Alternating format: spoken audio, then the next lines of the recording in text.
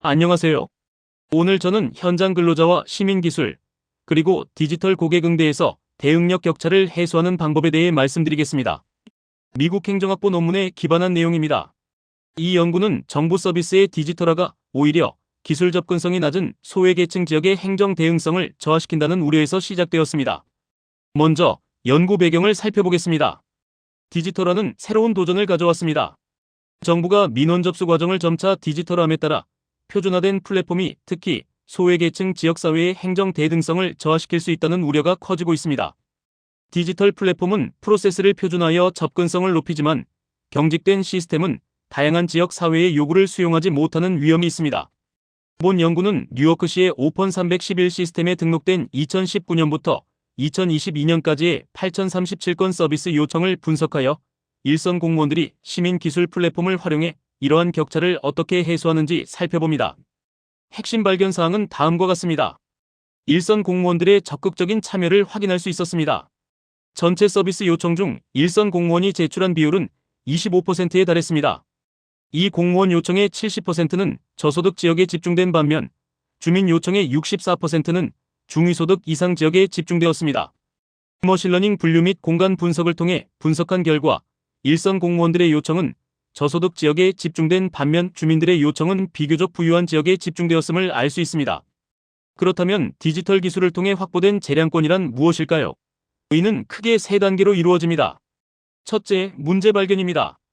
일선 공무원들이 업무 중 지역사회의 서비스 문제를 직접 목격합니다. 둘째, 플랫폼 활용입니다. 오펀 311의 유연한 기능을 사용하여 즉시 문제를 보고합니다. 마지막으로 선제적 대응입니다. 공식적인 민원이 제기되기 전에 지역사회 요구를 해결하는 것이죠. 디지털 기술을 통해 확보된 재량권이란 일선 공무원들이 플랫폼 기능을 활용하여 지역사회의 요구를 선제적으로 해결하는 것을 의미합니다. 저희 연구 방법론에 대해 설명드리겠습니다. 데이터 분석은 3가지 접근법을 사용했습니다. 먼저 머신러닝 분류를 통해 요청자 유형을 식별했습니다. 나비 베이즈 분류기를 사용했으며 96.7%의 교차 검증 정확도와 98.2%의 애플 점수를 보였습니다. 총 7,308건의 요청이 분류되었습니다. 다음으로 공간 분석을 위해 K-민즈 클러스터링을 사용하여 지리적 패턴을 파악했습니다. 5개의 클러스터를 식별했으며 MRANSI 값은 0.269로 통계적으로 유의미한 공간 차이를 나타냈습니다. 마지막으로 심층 인터뷰를 진행했습니다. 6명의 일선 공무원과 2명의 데이터 관리 전문가를 인터뷰하여 동기 요인을 파악했습니다. 다음은 뉴요크시 사례 분석입니다. 뉴요크는 약 30만 7천 명의 주민이 거주하는 다양하고 밀집된 도시입니다. 2019년 3월 뉴요크 커넥트, 즉 오펀 311 시스템이 도입되면서 주민들이 모바일 기기를 통해 시 서비스에 더 쉽게 접근할 수 있게 되었습니다. 이 플랫폼은 익명 보고, 사진 첨부, GPS 좌표 등 다양한 형식의 정보 입력을 지원합니다. 2019년부터 2022년까지 8,037건의 서비스 요청이 접수 및 처리되었으며 저희 연구팀은 2024년부터 2025년에 걸쳐 데이터 분석 및 인터뷰를 수행했습니다.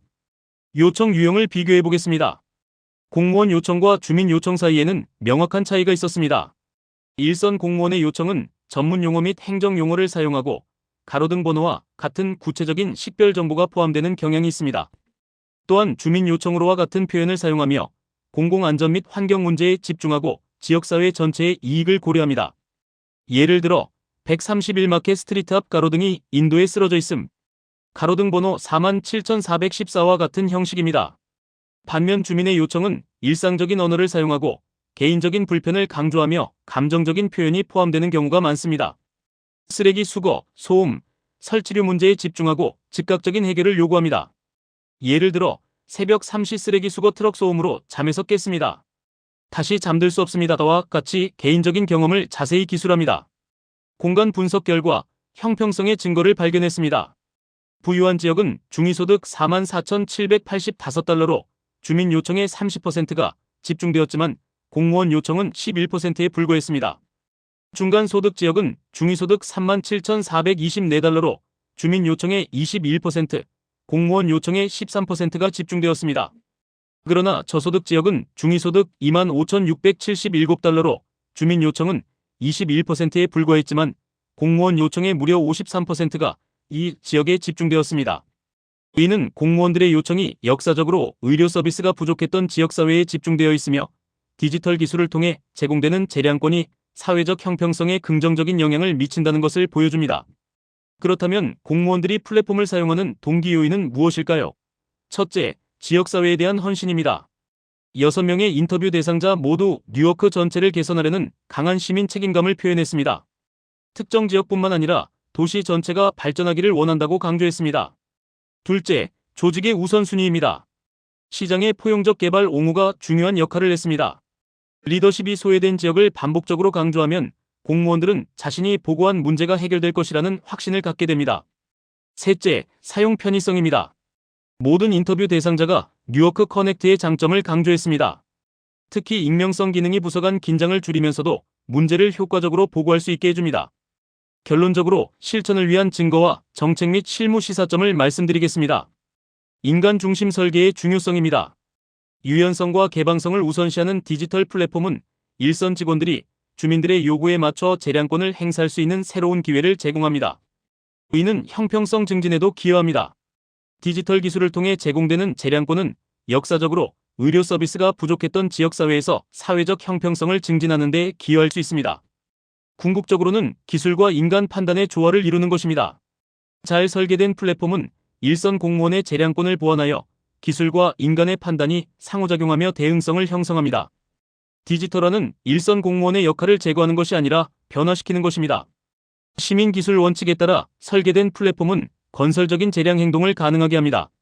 본 연구는 공평하게 행정 대응력을 증진하기 위해 유연성과 개방성을 우선시하는 디지털 고객응대 플랫폼의 중요성을 강조합니다. 정책 입안자와 실무자들은 시민기술을 일선 공무원들이 지속적인 참여 격차를 해소할 수 있도록 지원하는 도구로 인식해야 합니다.